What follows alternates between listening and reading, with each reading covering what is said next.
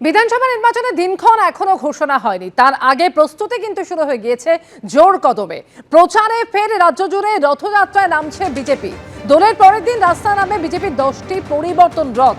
গোটা রাজ্যকে 10টি ভাগে ভাগ করে বিজেপির এই পরিবর্তন রথ শুরু হতে চলেছে এবং তার আগে এই বিষয়ে সিদ্ধান্ত নিতে শুরু হয়েছে বৈঠক।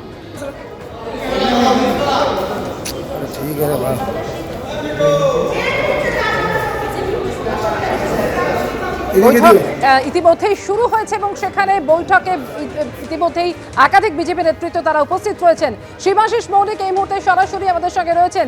শিবাশিস, বিধানসভা নির্বাচনের আগে প্রত্যেকটি দলই নিজের মতন করে স্ট্র্যাটেজি সাজাচ্ছে, বিজেপির তরফ থেকে ঠিক কি কর্মসূচি নেওয়া হতে চলেছে জানি আজকের বৈঠক।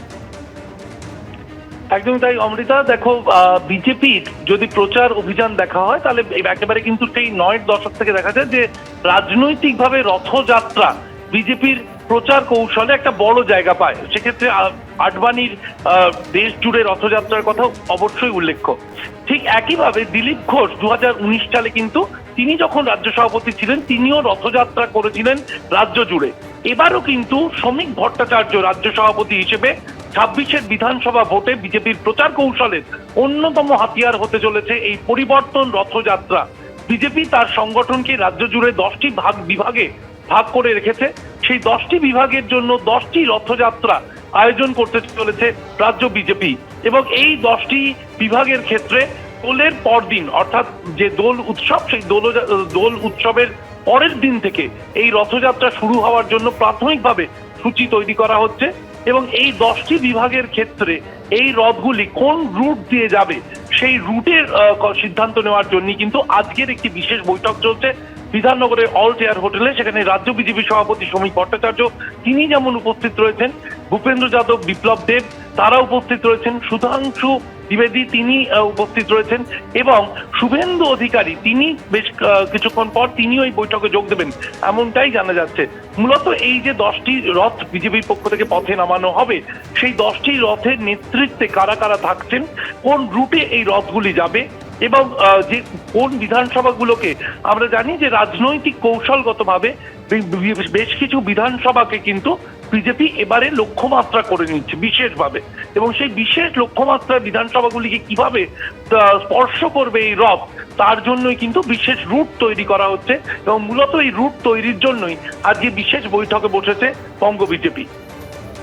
অমৃতা, একেবারে অর্থাৎ প্রস্তুতি পুরোপুরি শুরু হয়ে গিয়েছে বিজেপির তরফ থেকে এই পরিবর্তন রথ যা শুরু হতে চলেছে ঠিক রাজ্য জুড়ে রথযাত্রা নামতে চলেছে বিজেপি এবং দোলের পরদিন থেকে বিজেপির 10টি পরিবর্তন রথ নামতে চলেছে রাস্তায়। তার আগে আজকে বৈঠক ইতিমধ্যেই শুরু হয়েছে এবং সেখানে কোন রুটে কোন নেতার দায়িত্বে সেই রথ নামবে তা নিয়ে সিদ্ধান্ত নিতে ইতিমধ্যেই বৈঠক চলছে। বৈঠকে শ্রমিক ভট্টাচার্য, লকেট চট্টোপাধ্যায়, মনোজ টিগ্রা, তাপস রায়না যেমন উপস্থিত রয়েছেন, শুভেন্দু অধিকারীরও আজকে এই বৈঠকে আর কিছুক্ষণের মধ্যেই যোগ দেওয়ার কথা রয়েছে। বৈঠকে হাজির রাজ্যের পর্যবেক্ষক সুনীল বানসালো।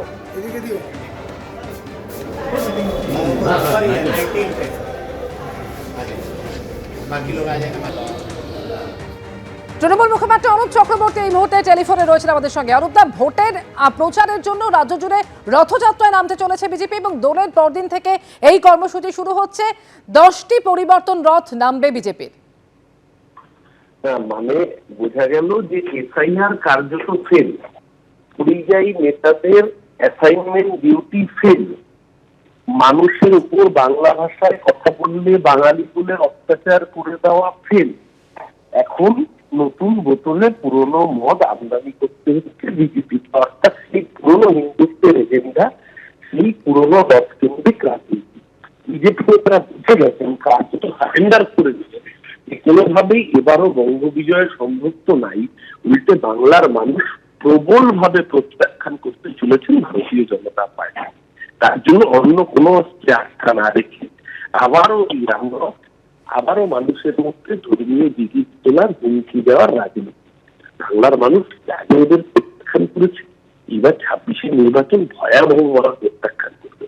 যারা প্রতিদিন নাগরিক অত্যাচার করেছে তারা তাদেরকে আগামী 26-এ বঙ্গোপসাগরে বিসর্জন। এই রথের রাজনীতি বাংলা আত্মগ্রহণ করেনি, আগামী দিনে গ্রহণ করবেন। অরূপদা, খুব স্পষ্টভাবে আপনার কথা পৌঁছচ্ছে না, আমরা নিশ্চয়ই পরবর্তীতে যোগাযোগের চেষ্টা করবো আপনার সঙ্গে। ধন্যবাদ আপনাকে।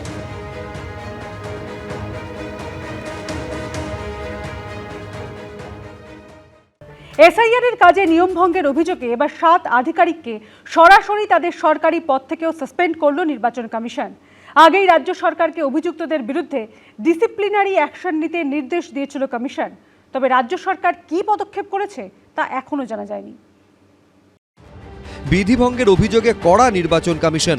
এসআইআর সংক্রান্ত কাজ থেকে সরানোর পাশাপাশি কার্যত নজিরবিহীনভাবে রাজ্যের অভিযুক্ত 7 জন আধিকারিককে সরাসরি তাদের সরকারি পদ থেকেও সাসপেন্ড করেছে কমিশন।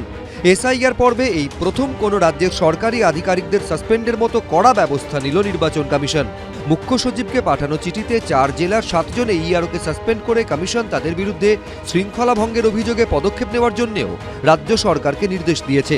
এই নির্দেশ পাওয়ার পর রাজ্য সরকার কী পদক্ষেপ করছে তাও কমিশনকে জানাতে বলা হয়েছে। এর মধ্যে রয়েছেন দক্ষিণ 24 পরগনার ক্যানিং পূর্ব বিধানসভা এলাকার 2 এইআরও সত্যজিৎ দাস ও জয়দীপ কুণ্ডু, জলপাইগুড়ির ময়নাগুড়ির ডালিয়া রায়চৌধুরী, মুর্শিদাবাদের শমশেরগঞ্জের এইআরও শেফাউর রহমান, মুর্শিদাবাদের ফারাক্কার নীতিশ দাস ও সুতির শেখ মুর্শিদ আলম এবং পশ্চিম মেদিনীপুরের ডেবরার এইআরও দেবাশিস বিশ্বাস। ইলেকশন কমিশন তো ওদেরকে তো যে ডেজিগনেশন ছিল ওখান থেকে সাসপেন্ড করেছে। ইলেকশন কমিশন তো কাকে অ্যাপয়েন্ট করে না by name, election commission designation appointment দেয়, যে ডেজিগনেশন আছে ওখান থেকেই সাসপেনশন করেছে। নেই, ইলেকশনে যেটা কাজ আছে ওটা থেকে তো উইথড্র হয়ে গেছে, ও ডেজিগনেশন অন্য লোককে পোস্ট করতে হবে।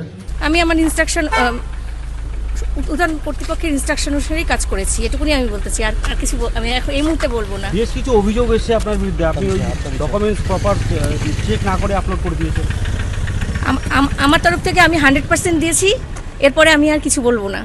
আপনাকে কি ঊর্ধ্বতন কর্তৃপক্ষ এইভাবে কাজ করতে বলেছিল নাকি? আমি করিয়ে নেই। তাহলে আপনি বলছেন ঊর্ধ্বতন কর্তৃপক্ষ? হ্যাঁ, ঊর্ধ্বতন কর্তৃপক্ষ সঠিক নির্দেশ দিয়েছে, সঠিক কাজই করেছি আমি। রাজ্যের এই 7 আধিকারিকের বিরুদ্ধে এসআইআর এর কাজে কর্তব্যে গাফিলতি এবং নথি খতিয়ে না দেখে ক্ষমতার অপব্যবহার করে তালিকায় নাম তোলার মতো গুরুতর অভিযোগ করে নির্বাচন কমিশন। কিন্তু রাজ্য সরকার এই 7 আধিকারিকের বিরুদ্ধে কোনো ব্যবস্থা এখনো নিয়েছে কিনা তা এখনো জানা যায়নি। ইলেকশন কমিশনের যে 13টি গাইডলাইন আছে তাকে সম্পূর্ণরূপে ভায়োলেট করেছেন এরা। মূলত তৃণমূলের কথায়, ডিএম বা ডিইওদের চাপে আর নন্দিনী চক্রবর্তীর ইশারাতে, আর নন্দিনী চক্রবর্তীকে দিয়ে পুরো র্যাকেটটা চালাচ্ছেন মুখ্যমন্ত্রী মমতা বন্দ্যোপাধ্যায়। তাই ইলেকশন কমিশন এই প্রথম টাইট দেওয়ার ব্যবস্থা নিয়েছেন। কত এইআরও আছে, তার মধ্যে 7টা কাকে ধরেছেন, একটা দায় দিয়ে দিয়েছে বোধহয় ভারতীয় জনতা পার্টি যে কাউকে আপনাকে সাসপেন্ড করতে হবে। তাই কতগুলো এইআরও আছে, ইআরও কত, সব সাব ডিভিশনে এতে সব জায়গায় ইআরও আছে, তাদের আন্ডারে এইআরও আছে, তার থেকে ধরেছে 7টাকে। তাহলে বুঝুন, এত খোঁজ পাতি হলো, এত ঘুরঘুর হলো, আসতে যাচ্ছে হলো, তারপর পেলো 4টা।